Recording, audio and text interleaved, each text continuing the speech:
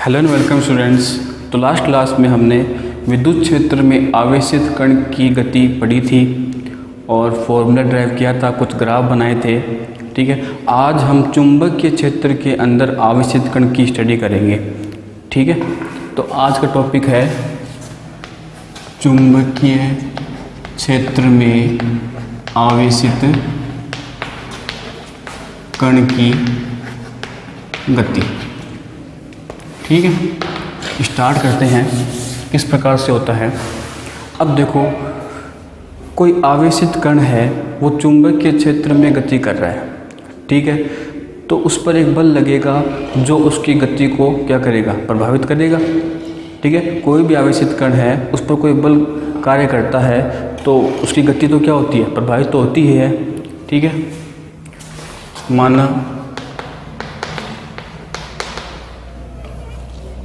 कण पर आवेश Q है तथा कण का वेग v है। तो हमने उस पर आवेश कितना मान लिया, Q, तथा कण का वेग कितना मान लिया, v है। तथा चुंबकीय क्षेत्र की तीव्रता कितनी मान ली, वहाँ पे इंटेंसिटी ऑफ मैग्नेटिक फील्ड कितनी है, वहाँ पे b है। तो कण पर कार्यरत बल कौन सा होगा, चुंबकीय बल होगा। तो Fm क्या लिखेंगे, Q V क्रॉस B। ये तो होता है चुंबकीय बल, इसको हम कह सकते हैं Q V B sin theta. ठीक है, ये बोलेंगे। और इस बल की दिशा होगी, बल की दिशा देखो, क्रॉस प्रोडक्ट, दो सदिशों का क्रॉस प्रोडक्ट है, तो बल की दिशा v तथा b के लंबवत होती है। v तथा b के लंबवत होगी, ऐसा ही तो होगा। बल की दिशा v तथा b के लंबवत होगी। अब वेग का इस प्रकार की गति है कि जिसमें बल की दिशा v तथा b के लंबवत है। अब क्या लिखेंगे अपन कि वेग जो है, वेग v का परिमाण समान रहेगा, लेकिन दिशा परिवर्तित होगी। मतलब उसका जो कण है, उसका जो वेग है v, उसका जो मैग्नीट्यूड है वो तो सेम रहेगा, बट डायरेक्शन क्या होगी, चेंज रहेगी। क्योंकि लंबवत लग रहा है बल, अब लंबवत बल होता है तो क्या होता है, उसकी पथ कैसा होगा, कण की गति का पथ वृत्ताकार होगा। ठीक है, तथा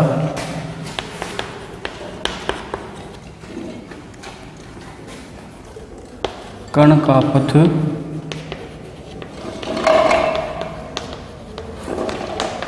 वर्ताकार होगा। ऐसा लिखेंगे, कण का पथ कैसा होगा, वर्ताकार होगा। अब वर्ताकार है तथा क्या लिखेंगे, चुंबकीय बल। अब वर्ताकार पथ पे गति कर रहा है तो उस पर अभिकेंद्रीय बल लगेगा। ठीक है, अब ये अभिकेंद्रीय बल कहाँ से आएगा, तो हम लिखेंगे चुंबकीय बल अभिकेंद्रीय बल का कार्य करता है। चुंबकीय बल अभिकेंद्रीय बल का कार्य करता है।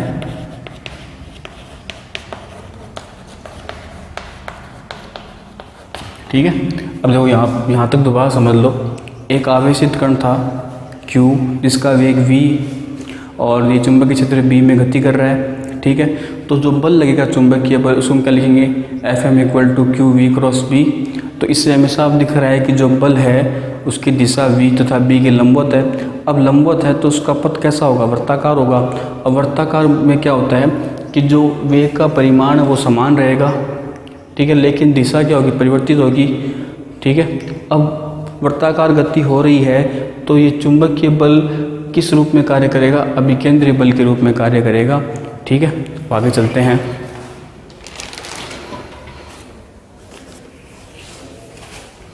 तो हम क्या लिखेंगे,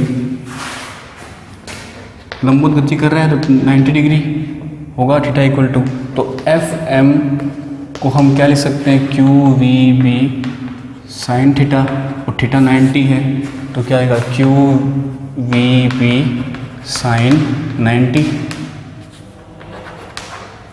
तो एफ एम की वैल्यू क्या आ जाएगी, केवल परिमाण ले लेते हैं क्यू वी बी, ये तो आएगी एफ एम की वैल्यू क्यू वी बी। इसको समीकरण 1 दे दिए। तो ये चुंबकीय बल जो है ये किस रूप में कार्य कर रहा है, अभिकेंद्रीय बल के रूप में। तो ठीक है, तो चुंबकीय बल अभिकेंद्रीय बल का कार्य करता है।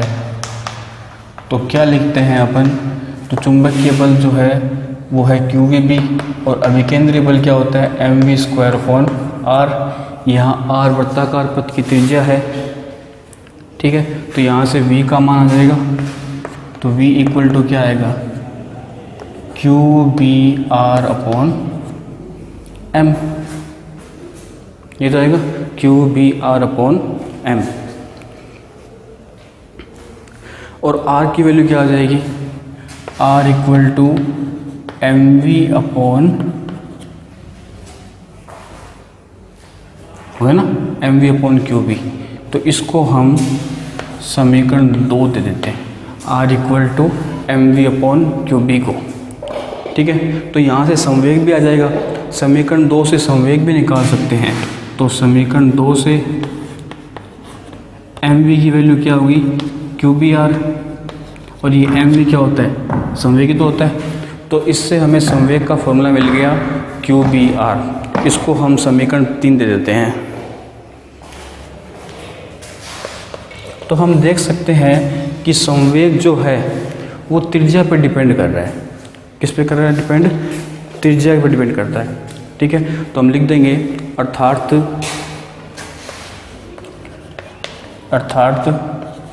कण का संवेग त्रिज्या वृत्ताकार पथ की त्रिज्या के समानुपाती है।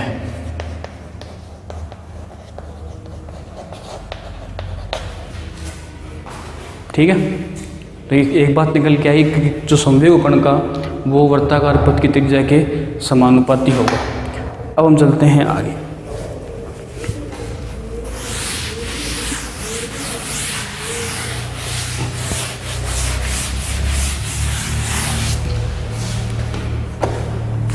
अब हम निकालते हैं कि वृत्ताकार पथ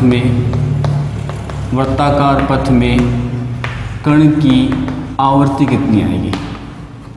ठीक है, तो आवर्ती निकालने के लिए हम जानते हैं कि आवर्तकाल जो होता है इस प्रकार से फॉर्मूला होता है आवर्ती और आवर्तकाल में संबंध। ठीक है, तो n इक्वल टू क्या आ गया 1/t आवर्तकाल। अब आवर्तकाल एक तरह समय है, समय ही आवर्तकाल, तो क्या होगा 2πr। ठीक है, परिधि समय का जो दूरी बटे चाल, तो 2πr/v, तो ये क्या हो जाएगा v/2πr आ गया। तो n की वैल्यू आ गई v/2πr। अब v का मान क्या है, v का मान है qbr/m, वैल्यू रखते हैं यहाँ पे। तो n क्या आ जाएगा qbr/m × 2πr। तो n की वैल्यू क्या आ गई qb/2πm। ये जो आवर्ती आई है इसे हम जाइरो आवर्ती कहते हैं या परिभ्रमण आवर्ती कहते हैं।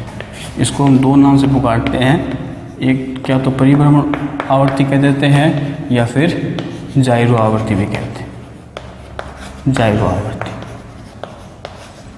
ठीक है, तो हमने आवर्ती निकाल लिया। अब हम चलते हैं आगे। तो हम देख सकते हैं कि आवर्ती जो है वो वेग पर निर्भर नहीं कर रहा है। फॉर्मूले से देखो n जो है वो डिपेंड नहीं कर रहा वेग पर। ठीक है, तो एक बात और लिख सकते हैं कि आवर्ती वेग पर निर्भर नहीं करता। अब संवेग की बारी आती है, वापस संवेग वाला फॉर्मूला लेते हैं, इसकी ऊर्जा निकाल लेते हैं।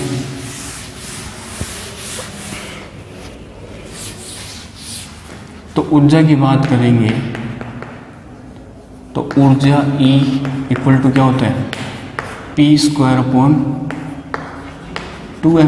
काइनेटिक एनर्जी निकाल लेंगे, क्या होता है फॉर्मूला, P²/2m। ये mv जो है यही तो P है, तो P की वैल्यू पुट कर देंगे तो एनर्जी कितनी आ जाएगी, काइनेटिक एनर्जी Q_V_R/2m।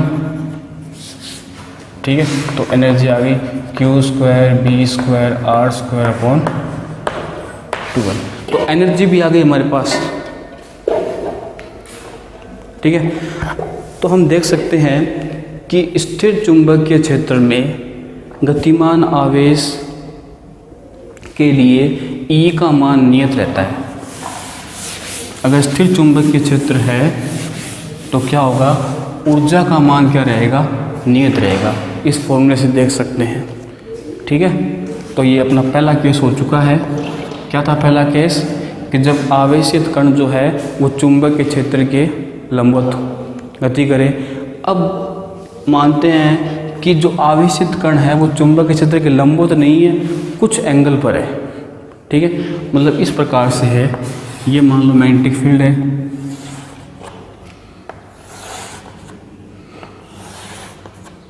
इस प्रकार से है। ठीक है, अब तो आवेशित कण मान लेते हैं यहाँ पे रखा हुआ है। ठीक है, तो चुंबकीय क्षेत्र से थीटा कोण पर है, तो उसका ये घटक क्या होगा, v cos थीटा, लंबवत घटक क्या होगा, v sin थीटा।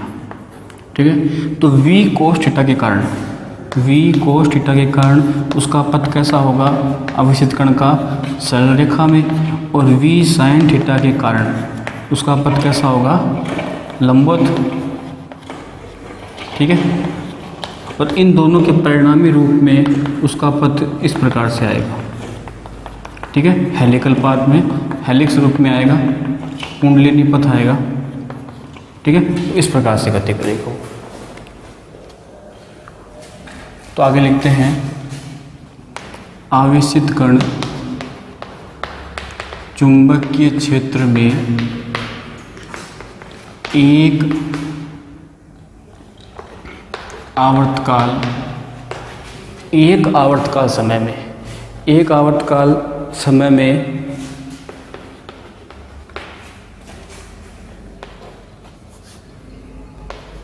तय की गई रेखीय दूरी, मतलब एक आवर्तकाल समय में उसने कितनी रेखीय दूरी तय की, उसको हम इस कुंडली पथ का रेखीय दूरी, इसको हम पिच भी कहते हैं। इस कुंडलिनी पथ का हम क्या कहते हैं, पिच कहते हैं। ठीक है, तो पिच निकालना है तो एक आवर्तकाल समय में तय की गई रेखीय दूरी, तो उसने इस रेखा में कितनी दूरी तय की, तो दूरी क्या होता है, अब हमको ये लेना पड़ेगा, तो v cos थीटा, और एक आवर्तकाल समय में, आवर्तकाल कितना है, t, तो क्या हो जाएगा, v cos theta into T. T का मान कितना है, 2πm/क्यूबी, आवर्ती का उल्टा 2πm/क्यूबी। ठीक है, ये आ गया हमारे पास से, पिच आ गई। ठीक है, अब हम कुंडलिनी पथ की त्रिज्या भी निकाल सकते हैं। ये जो हेलिकल पाथ में पथ की त्रिज्या, वहाँ पे क्या आई थी पहले वाले केस में, mv/क्यूबी। अब त्रिज्या निकालेंगे तो वहाँ पे तो लिया था v, लेकिन यहाँ पे लंबवत के लिए कौन सा घटक रिस्पॉन्सिबल है वर्ताकार पथ के लिए, v sin थीटा।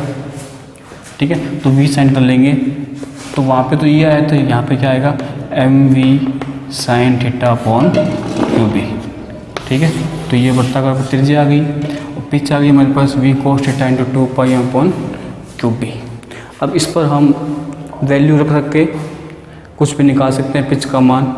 ठीक है, तो ये अपना टॉपिक पूरा हो चुका है। 2 केस पढ़े थे, पहला केस था कि आवेशित कण लंबवत चुंबकीय क्षेत्र में कैसे गति करता है, और दूसरा केस ये था कि आवेशित कण जो है वो चुंबकीय क्षेत्र के लंबवत नहीं होकर किसी एंगल पर है उसकी गति, तो किस प्रकार से गति होती है, उसका पथ कैसा होता है, और पिच का फॉर्मूला निकाला था और पथ की त्रिज्या निकाली है। ठीक है, तो अब हम नेक्स्ट क्लास में अगले टॉपिक स्टडी करेंगे। ठीक है, सो स्टूडेंट्स, थैंक यू।